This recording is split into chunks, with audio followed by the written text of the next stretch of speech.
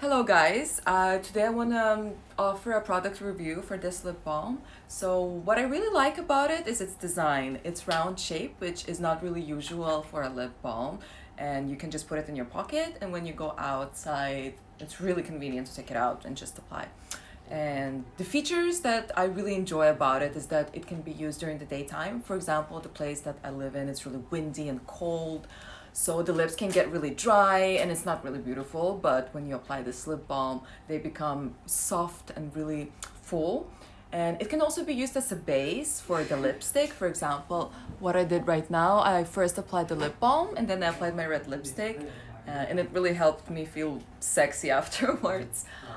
And during the nighttime, you can use it as a mask. You can take a spoon, get a little bit of lip balm, put it on your lips and go to sleep. And when you wake up, the lips are soft and